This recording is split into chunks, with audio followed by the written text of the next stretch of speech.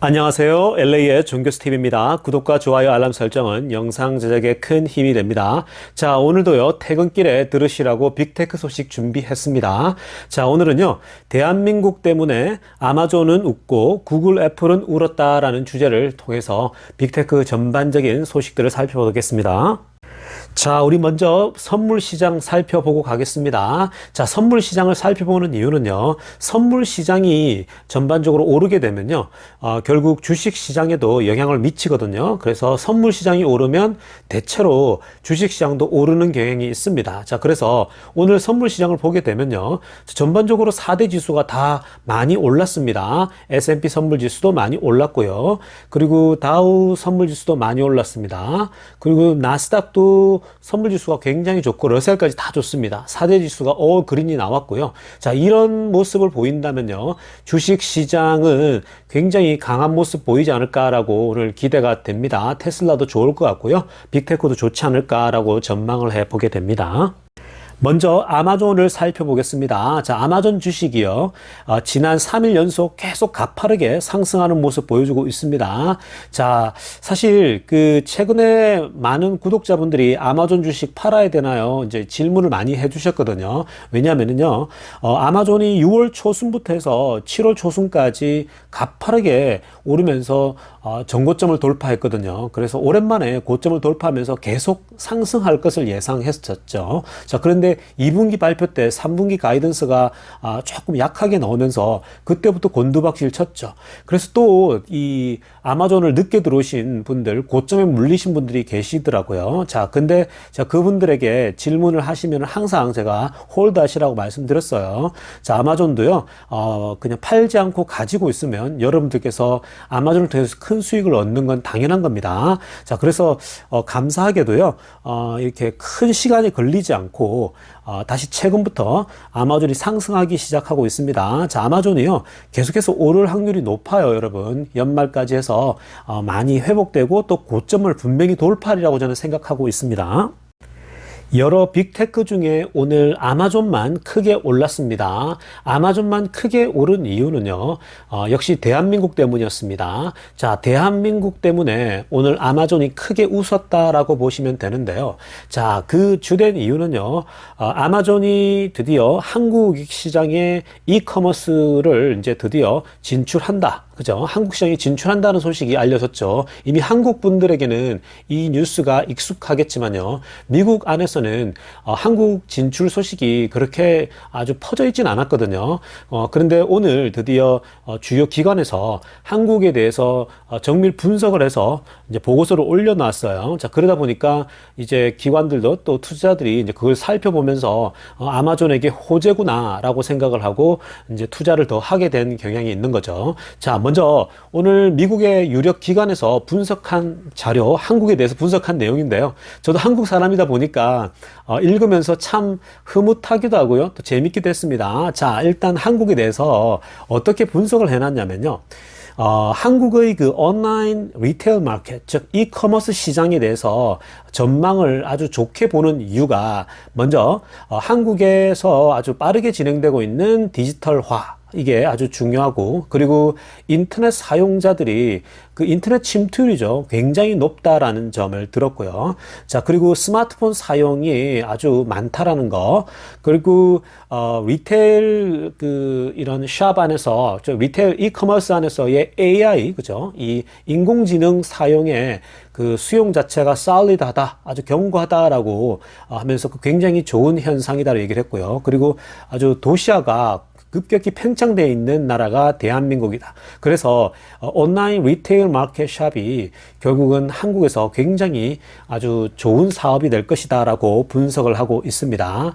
자, 그리고요, 데이터들을 몇 개를 사용하고 있는데 좀 다른 데이터를 사용합니다. 자, 먼저 그 스테이티스타라고 하는 그 데이터 센터에서 데이터를 가져왔는데요, 현재 한국의 이커머스 마켓에 일단 2021년도 규모를 보게 되면 2021년도 한 해만 92조 원 정도의 매출을 만들어낼 것이다 라고 전망하고 있고요. 그리고 2025년도가 되면은 112조 원 가량의 매출을 끌어낼 것이다 라고 전망하고 있습니다.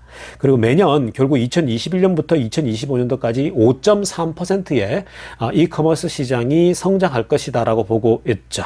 자, 그리고 초록색으로 그린라이트를 했는데요. 사용자들이 지금 현재 이커머스를 사용하는 사용자들입니다. 그래서 이 이제 전자상거래를 사용하는 사람들이 2021년도에 전체 인구의 74.5% 굉장하죠. 자, 그리고 2025년도가 되면은 무려 83%에 이르게 된다라고 하죠. 그러니까 인구의 거의 10명 중에 8명이 이커머스를 다 사용한다라고 이제 그렇게 보도를 했고요. 자, 그리고요, 또 다른 리서치를 지금 해서 자료를 또 갖고 왔는 데이터를 갖고 왔는데요. 리서치 이 마켓이라고 하는 그 데이터를 썼는데요. 자, 2025년도가 되면은 무려 전체 이커머스 시장이 325조 원에 이르게 될 것이다라고 합니다. 그래서 2021년도부터 2025년도까지 매년 19.9%까지도 성장할 수 있다라는 데이터를 들여댔어요. 자, 그걸 얘기하면서요. 아마존이 이렇게 한국이라고 하는 매력적인 시장, 그리고 세계 거의 5위권에 있는 이런 그 전자상거래 시장을 가지고 있는 한국 시장에 진출한다라고 하는 것은 그 시장 마켓쉐어를 분명히 상당히 가져갈 수 있는 가능성이 있기 때문에 아마존 입장에서는 대한민국 시장을 통해서 굉장히 많은 그런 수익을 창출할 수 있을 것이다라고 예측을 하고 있죠. 자, 이런 보고서가 나오니까요, 투자자들이 아마존이 이제 대한민국에 진출했구나, 이렇게 대한민국이란 나라에 대해서 잘 모르잖아요, 외국 사람들이요. 그러다 보니까 이런 구체적인 데이터가 나오게 되면요, 투자에 관심을 기울이거든요. 자, 그래서 현재 아마존이 전 세계 시장에 계속 들어가려고 하고 있거든요. 웬만한 선진국 시장은 다 들어갔기 때문에 한국에 진출했다라고 하는 것은 굉장한 아마존에겐 큰 호재라고 보시면 됩니다. 자, 이제 엔비디아 소식 한번 살펴보겠습니다. 자, 엔비디아의 주가의 흐름을 한번 먼저 살펴보시면요. 여러분, 엔비디아가요, 3월 중순부터 해서 지금 8월 달까지, 8월이 끝나가죠. 거의 6개월 정도 계속 오르고 있거든요. 자, 이 엔비디아가 이렇게 가파르게 오르니까요.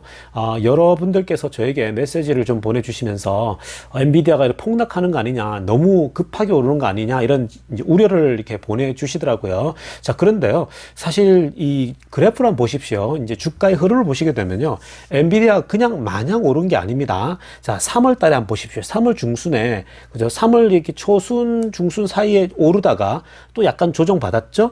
그러다가 또 3월 말부터 해서 4월 중순까지도 가파르게 올랐어요. 자, 그러다가 또 한 달 정도 조정을 받았죠. 자, 그 한 달 조정받았다가 또 가파르게 5월 중순부터 해서 무려 7월 중순까지 2달 동안 쉬지 않고 올랐어요. 그러니까 5월 중순부터 7월까지 정말 엄청나게 올랐습니다. 그때 140불대인데 주식 분할 이후에 이전에요. 근데 이게 이제 140불에서 무려 200불 이상까지 오른 거죠. 거의 지금 60% 가까이 뛰어버렸거든요. 자, 그러다가 또 그렇게 가파르게 올랐는데 또 조정을 받았어요. 그러니까 7월 초순부터 해서 살짝 또 조정을 받았습니다. 그때도 한 10% 이상 내려간 거죠. 자, 그러다가 또 올랐다가 또 조정받았죠. 그죠? 8월 초에 또 조정받았다가 또 가파르게 올랐죠.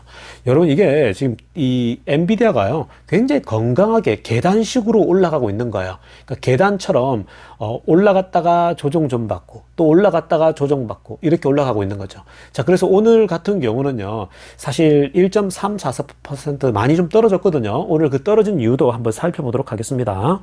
오늘 엔비디아가 떨어진 이유는요, 영국의 신문사인 더 텔레그래프가 다음과 같은 보도를 했기 때문에 그렇습니다. 현재 엔비디아가 ARM을 인수하고 있는데요. 자, 그런데 ARM 인수를 하려는데 반대 세력들이 점점 더 늘어나고 있다, 줄지 않고 더 늘어나고 있다라는 보도를 하면서 오늘 이 엔비디아 주식이 좀 떨어졌습니다.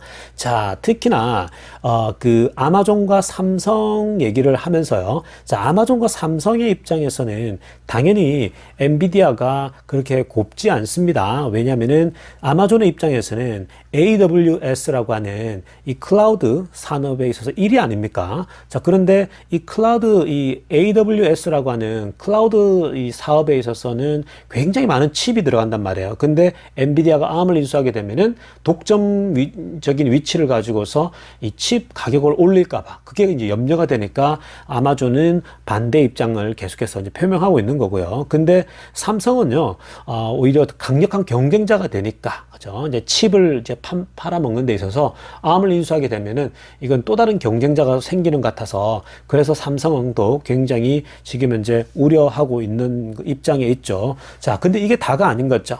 사실 오늘 이 텔레그래프가 보도한 것 중에 일론 머스크를 또 언급하니까 오늘 그 엔비디아 주식이 좀 떨어졌는데요. 자, 일론 머스크도 엔비디아의 이 ARM 인수는 굉장히 우려스럽다. 좀 안 했으면 좋겠다. 이런 식으로 피력을 한 거예요, 의견을. 자, 사실 일론 머스크는요, 현재 그전에는 엔비디아의 칩을 갖다 쓰지 않았습니까? 그런데 이제 자체, 이제 칩을 디자이닝 하지 않습니까? 디자인해서 누구에게 제조를 맡기고 있냐면 삼성에다 제조를 맡기고 있죠. 자, 그러니까 삼성과 테슬라가 같이 이제 이렇게, 이쪽 편에 반대편에 서게 되는 거죠. 이 엔비디아에. 자, 그래서 오늘 일론 머스크도 엔비디아의 ARM 인수에 대해서 반대한다는 소식을 전하니까 엔비디아가 약간의 데미지를 입었다고 보시면 됩니다. 아마존이 대한민국 때문에 웃었다라면 애플과 구글은 대한민국 때문에 울었다라고 보시면 됩니다. 오늘 애플 주식이 좀 빠진 이유도요. 자, 한국에서 날아온 소식 때문입니다. 한국 사람들은 아마 그 애플과 구글 소식을 잘 알 텐데요.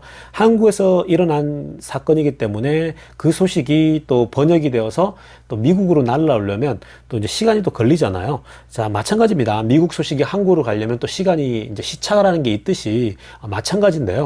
자, 오늘 또, 그 애플과 구글이 한국에서 당한 소식을요, 이렇게 이제 오늘 전해졌습니다. 자, 그러면서 애플 주식이 살짝 빠졌는데요.